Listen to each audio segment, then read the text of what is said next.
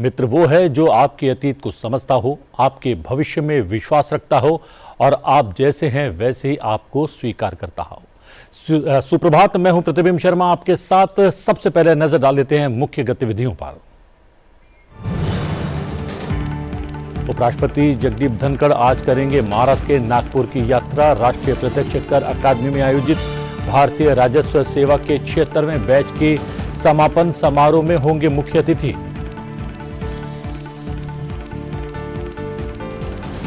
विदेश मंत्री एस जयशंकर ने इजरायल और ईरान के विदेश मंत्रियों से फोन पर की बात। दोनों देशों से संयम बरतने की अपील। भारतीयों की सुरक्षा तय करने का उठाया मुद्दा।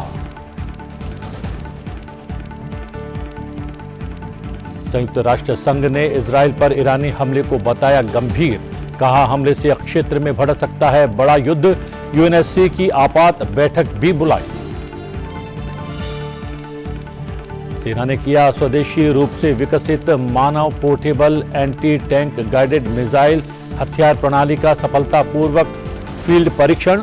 सेना के शस्त्रागार में इसे शामिल करने का मार्ग हुआ प्रशस्त। चैत्र नवरात्रि का आज 7वां दिन। आज के दिन मां दुर्गा के 7वें स्वरूप मां कालरात्रि की होती है पूजा। मां कालरात्रि दुष्टों और राक्षसों का संहार करने वाली देवी। उपराष्ट्रपति जगदीप धनखड़ आज एक दिवसीय महाराष्ट्र यात्रा पर रहने वाले हैं। अपनी इस एक दिवसीय यात्रा के दौरान उपराष्ट्रपति जगदीप धनखड़ नागपुर स्थित राष्ट्रीय प्रत्यक्ष कर अकादमी यानी NADT में आयोजित कार्यक्रम में शामिल होंगे।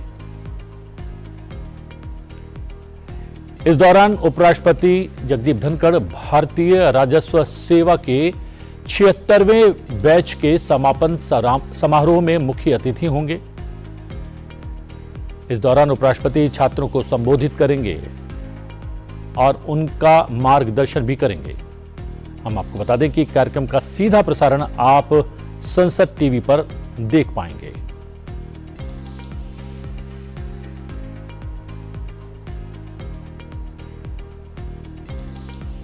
बीजेपी ने लोकसभा चुनाव 2024 के लिए अपना घोषणा पत्र जारी कर दिया है। पार्टी ने अपने मैनिफेस्टो को संकल्प पत्र का नाम दिया है। संकल्प पत्र में गरीबों, युवाओं, किसानों और महिलाओं पर विशेष ध्यान दिया गया है। प्रधानमंत्री नरेंद्र मोदी ने कहा कि मैं भाजपा के संकल्प पत्र को मोदी की गारंटी के दस्तावेज के रूप में देश की जनता के आशीर्वाद के लिए प्रस्तुत करता हूं। बीजेपी 4 जून को नतीजे घोषित होने के तुरंत बाद घोषणा पत्र में किए गए वादों पर काम करना शुरू कर देगी। उन्होंने कहा, हम दुनिया भर में तिरुवल्लुवर सांस्कृतिक केंद्र बनाएंगे। दुनिया की सबसे पुरानी तमिल भाषा हमारा गौरव है। बीजेपी तमिल भाषा की वैश्विक प्रतिष्ठा बढ़ाने के लिए हर संभव प्रयास करेगी। प्रधानमंत्री नरेंद्र मोदी ने कहा, हमारा संकल्प पत्र विकसित भारत के 4 मजबूत स्तंभों युवा शक्ति, महिला शक्ति, गरीब और किसानों को सशक्त बनाता है। हमारा पूरा ध्यान जीवन की गरिमा, जीवन की गुणवत्ता सुनिश्चित करने और निवेश के माध्यम से रोजगार सृजन पर है। प्रधानमंत्री ने बीजेपी के संकल्प पत्र की प्रतियां 4 व्यापक समूहों गरीब, युवा, अन्नदाता और नारी शक्ति के प्रतिनिधियों को सौंपी, जो सरकारी योजनाओं के लाभार्थी भी हैं।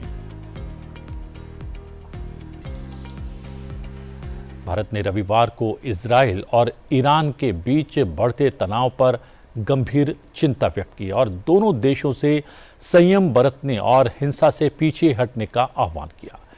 विदेश मंत्री एस जयशंकर ने रविवार को अपने इजरायली समकक्ष इजराइल कॉट्ज और ईरानी समकक्ष हुसैन अमीर अब्दुल्लाहवा के साथ टेलीफोन पर बातचीत की। दोनों देशों के बीच फैली अशांति को लेकर चिंता भी जाहिर की। विदेश मंत्री एस जयशंकर ने इजराइल के विदेश मंत्री कॉर्ज के साथ फोन पर बातचीत की। ईरान इजराइल जंग शुरू होने के बाद बने हालातों पर भारत की चिंताओं से उनको अवगत करवाया। भारत ने स्थिति को तत्काल कंट्रोल करने का आह्वान भी किया और यह भी कहा विदेश मंत्री एस जयशंकर ने कि क्षेत्र में, उसके दूतावास क्षेत्र में भारतीय समुदाय के साथ वो लगातार संपर्क में है और उनकी सुरक्षा को लेकर चिंतित भी है। विदेश मंत्री एस जयशंकर ने ईरान के विदेश मंत्री एच अमीरुद्दौलाहियन के साथ फोन पर बात की। फोन पर बातचीत के दौरान विदेश मंत्री एस जयशंकर ने दोनों देशों से तनाव बढ़ाने से बचने और संयम बरतने और कूटनीति के रास्ते पर लौटने का आह्वान किया। विदेश मंत्री एस जयशंकर ने ईरानी समकक्ष के समक्ष पुर्तगाली ध्वज वाले मालवाहक जहाज पर सवार 17 भारतीय नागरिकों की सुरक्षा का मुद्दा भी उठाया और उनकी जल्द से जल्द रिहाई की मांग की। उन्होंने सोशल मीडिया प्लेटफॉर्म एक्स पर पोस्ट कर कहा, इस्लामिक रिपब्लिक ऑफ ईरान के विदेश मंत्री एच अमीरुद्दौलाहियन के साथ शाम बात की। एमएससी एरीज के 17 भारतीय चालक दल के सदस्यों की रिहाई पर उनसे खास चर्चा की। क्षेत्र की मौजूदा स्थिति पर भी उनसे बातचीत हुई। इस दौरान इस बात पर जोर दिया गया कि दोनों देश तनाव बढ़ाने से बचें, संयम बरतें और कूटनीति की ओर लौटें।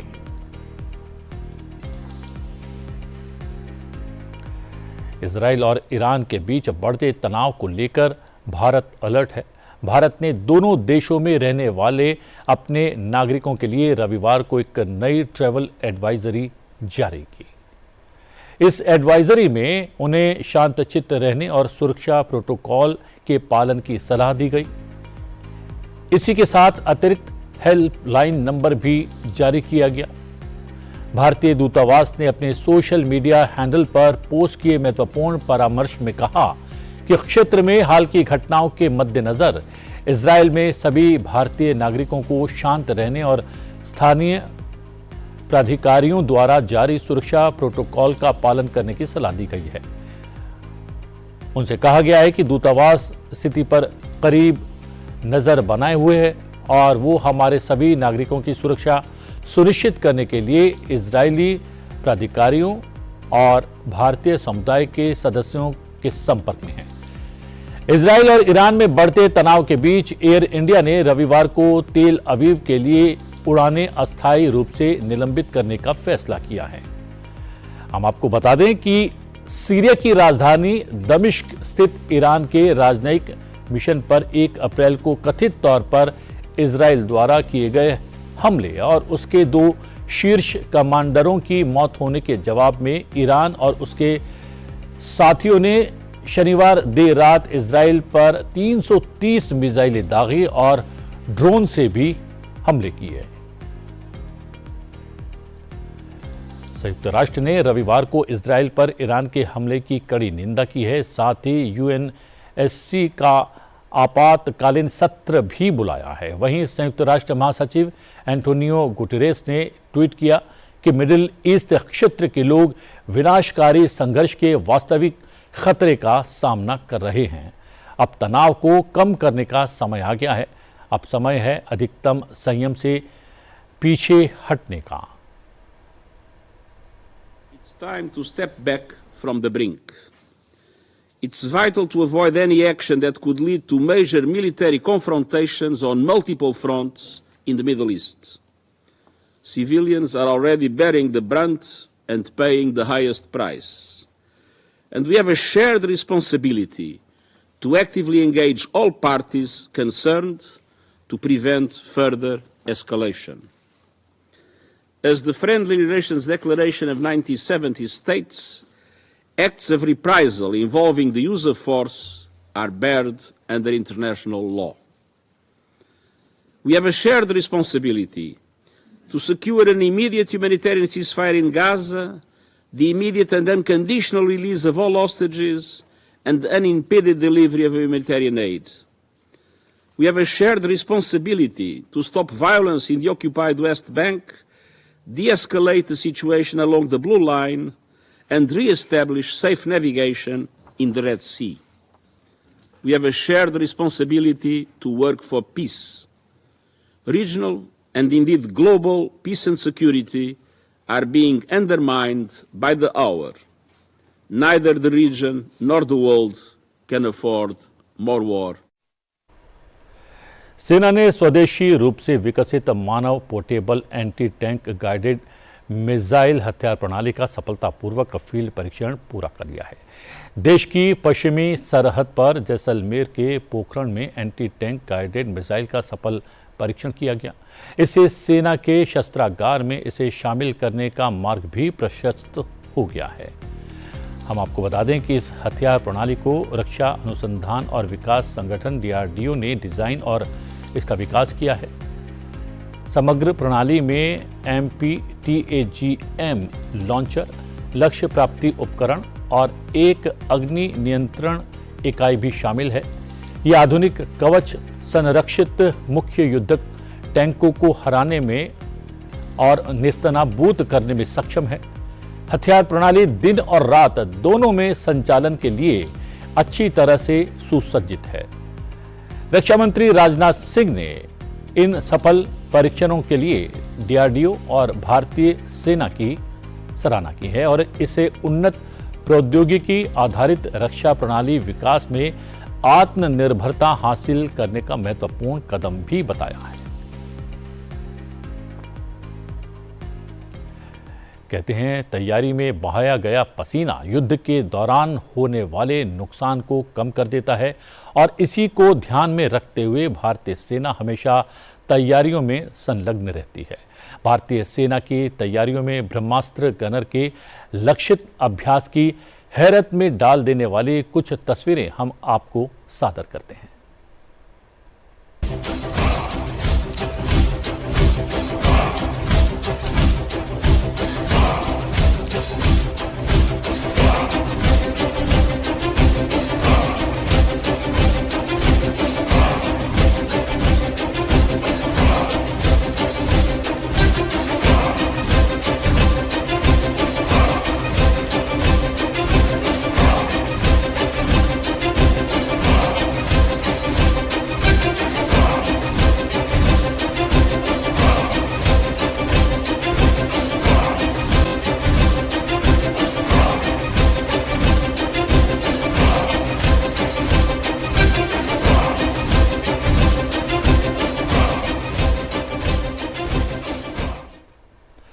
भारतीय नौसेना को समुद्र में अपनी ताकत बढ़ाने के लिए ऑपरेशंस को बढ़ाने की आवश्यकता है और जहाज़ों के हिसाब से अपने एक्शन प्लान तैयार करने होंगे। ये बातें नौसेना प्रमुख एडमिरल R हरि कुमार ने गोवा के हंसा नौसैनिक अड्डे पर हुए एक समारोह के दौरान कही।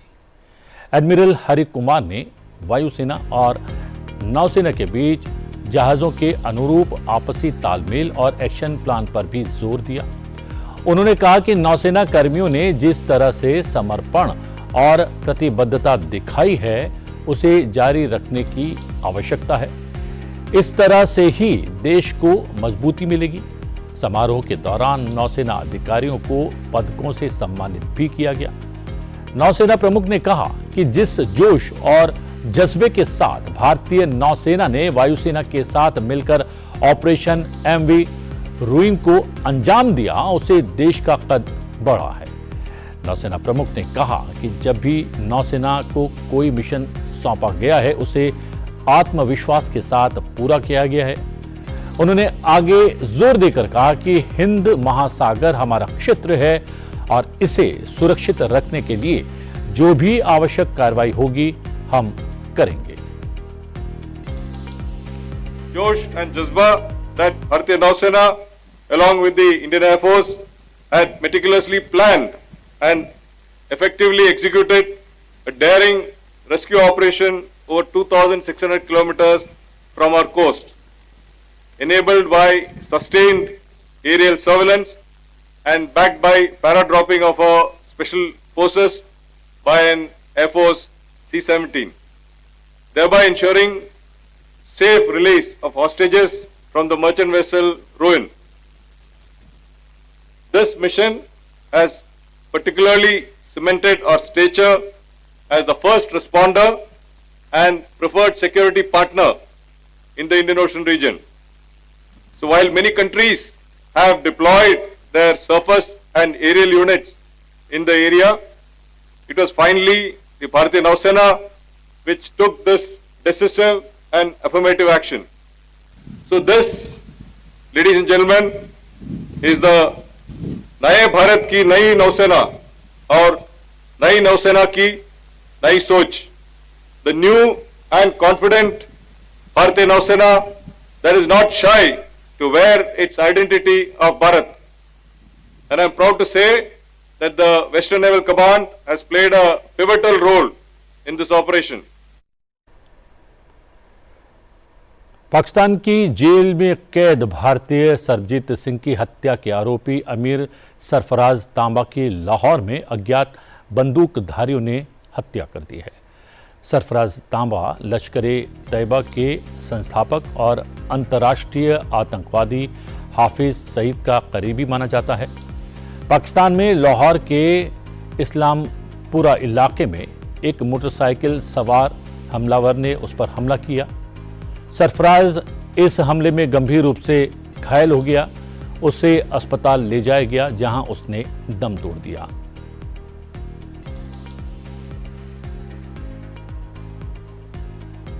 चैत्र नवरात्रि का आज 7वां दिन है। आज के दिन मां दुर्गा के 7वें स्वरूप मां कालरात्रि की पूजा की जाती है।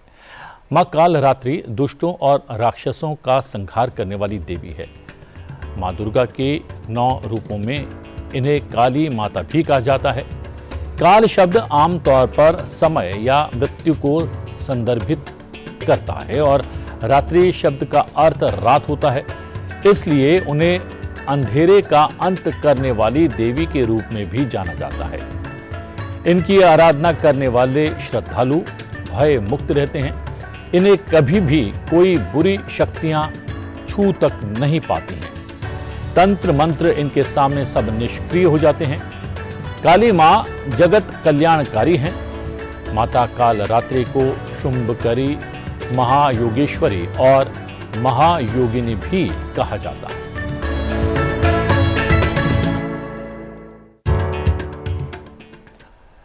और अब बात आज के दिन से जुड़े इतिहास की। इतिहास में आज की तारीख से कौन सी महत्वपूर्ण घटनाएं जुड़ी हैं, आइए देखते हैं। 15 अप्रैल साल 1912 में टाइटैनिक जहाज समुद्र में डूब गया। टाइटैनिक उस समय दुनिया का सबसे बड़ा भाप से चलने वाला यात्री जहाज था। इस जहाज ने इंग्लैंड के साउथम्पटन बंदरगाह से अपनी पहली यात्रा न्यूयॉर्क शहर के लिए शुरू की थी। 4 दिन की यात्रा के बाद रात के अंधेरे में टाइटैनिक समुद्र में तैरते विशाल हिमखंड से टकराया। टकराने के लगभग 2 घंटे बाद ही यह समुद्र में डूब गया। टाइटैनिक पर उस समय लगभग 2200 यात्री सवार थे, जिसमें लगभग 1500 से ज्यादा लोगों ने अपनी जान गंवाई। इस भीषण दुर्घटना में 500 से ज्यादा लोगों की जान बचाई जा सकी। जब जहाज डूबा उस वक्त जहाज पर केवल 1178 लोगों के लिए जीवन रक्षक नौकाएं थीं। टाइटैनिक को उस समय के सबसे अनुभवी इंजीनियरों ने डिजाइन किया था और इसके निर्माण में उस समय की सबसे उन्नत टेक्नोलॉजी का इस्तेमाल किया गया। इतिहास के पन्नों पर यह हादसा सबसे भीषण जहाज दुर्घटनाओं में से एक है। साल 1997 में जेम्स कैमरन के निर्देशन और लियोनार्डो डिकैप्रियो व केट विंसलेट अभिनीत इस विशालकाय और आलिशान जहाज पर बनी फिल्म टाइटैनिक को खूब सराहा गया।